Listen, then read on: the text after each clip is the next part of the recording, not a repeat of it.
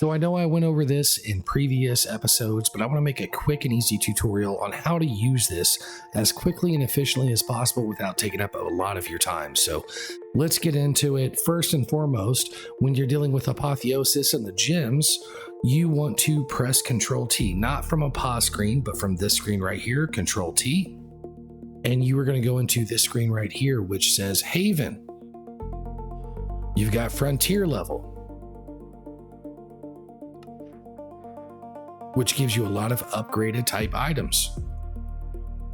You've got Ascent, Summit, and all the way into the top, which is Pinnacle.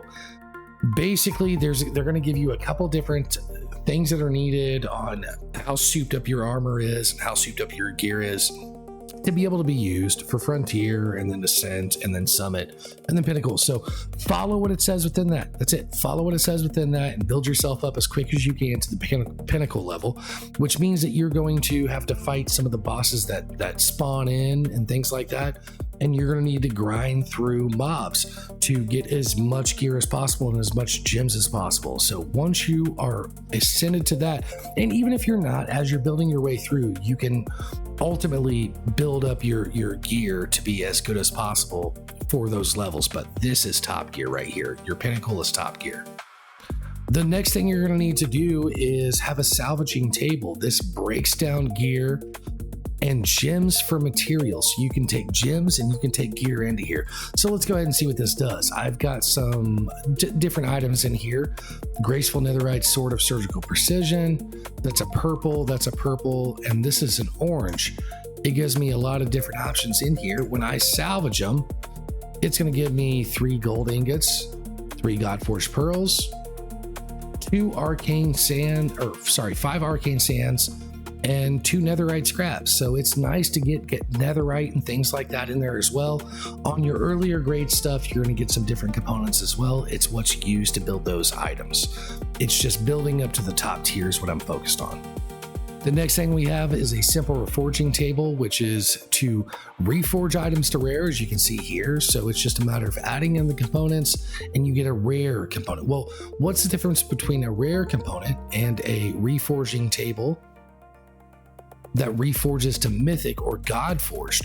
Well, this is the end level. So everything you can take from here, you can do from here, just in an earlier circumstance. So what I'm going to show you in this is I have a sword here that doesn't have a lot. It is a purple executing netherite sword of the bull. It has 1 empty socket. If I put that in there,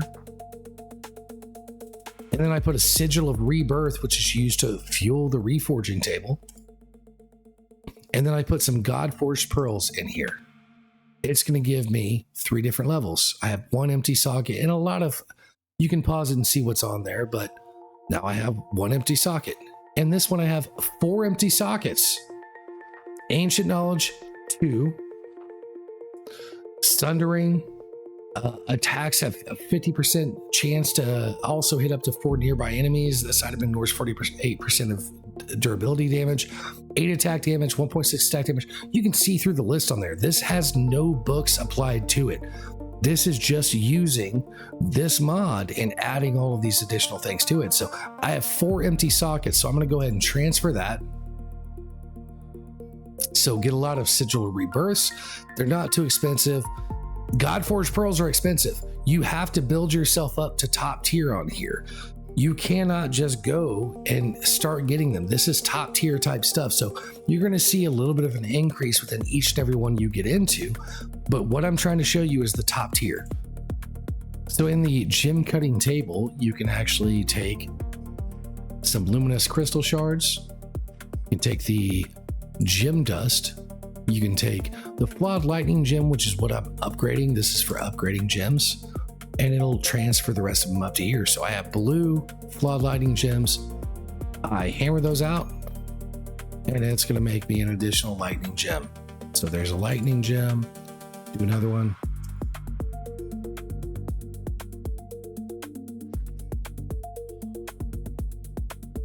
I need to transfer this one from up here.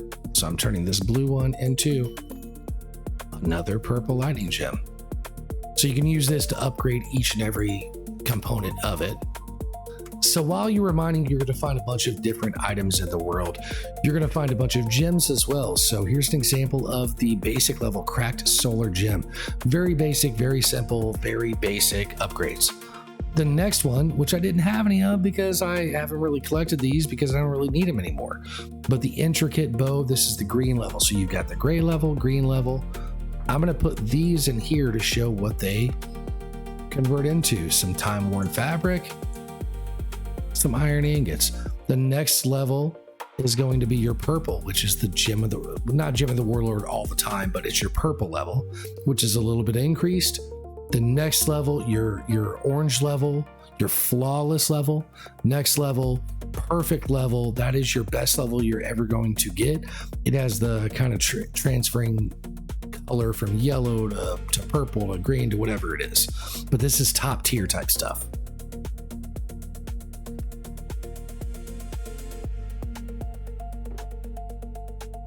So in my gem storage over here, netherite shulker box, I have a bunch of gems. This is a lot of my top tier type stuff from just battling and beating a lot of bosses. I have some blues, I have some flawless, I have some perfects, I have some regular lunar gems. I can keep upgrading these things.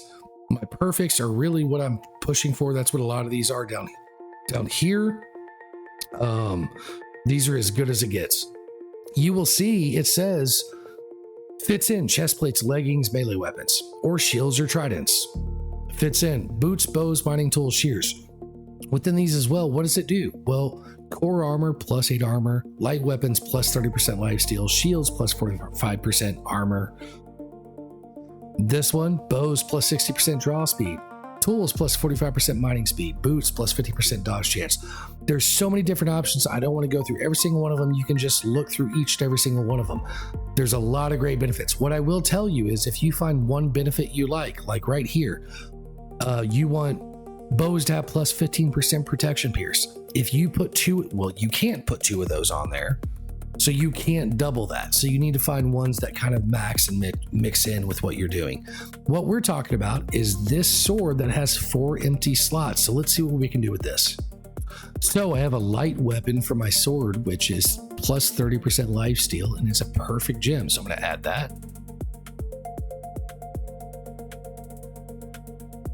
And then here I have plus 12 armor pierce, which is pretty heavy for the light weapon. So I'm going to add this as well.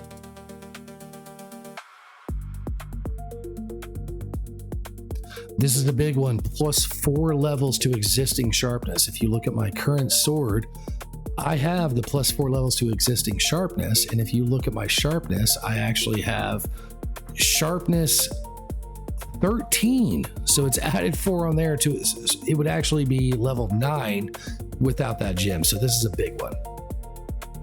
The next one I'm going to add is this perfect gem of weapons or tools plus 60% experience gained, because I'm going to get some extra experience gained on every single kill I get.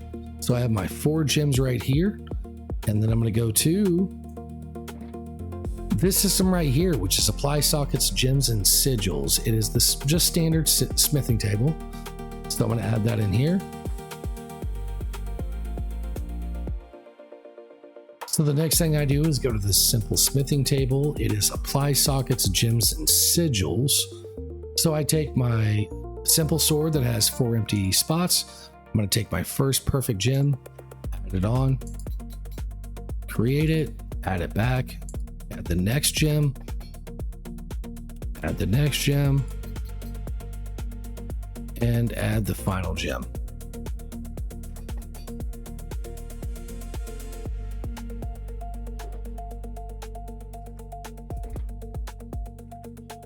So now I have a simple sword. This has no books applied to it, but it has plus 4 levels of existing sharpness, plus 30% lifesteal, plus 12 armor pierce, and plus 60% experience gained, as well as the natural items that it had for finding this item. The ancient knowledge to inflict sundering, attacks have 50% damage to also hit up to 4 enemies. Very loaded up, and I haven't put a single book on here. When you put the books on here, these multipliers assist with it. So this is the best way to get the best items you could possibly have. Now, what happens if you want to change, affix, upgrade stats? I can go in here. I can put it in. Now you are going to need the sigil of enhancement. There's a couple different sigils you can get. You've got the sigil of withdrawal, which will help remove sockets. The sigil of socketing, which helps add sockets. Now this is limited. It will not do it indefinitely. So if there's room, it will add it. The sigil of rebirth used to fuel the reforging table, which is what I use to add the additional slots on there. Sigil of malice applies touch of malice to an affixed items. You don't want to use this. Don't worry about it. Sigil of enhancement used to fuel the augmenting table, which we've used as well. So you'll need some of those items. But for this right here, we've got the sigil of enhancement.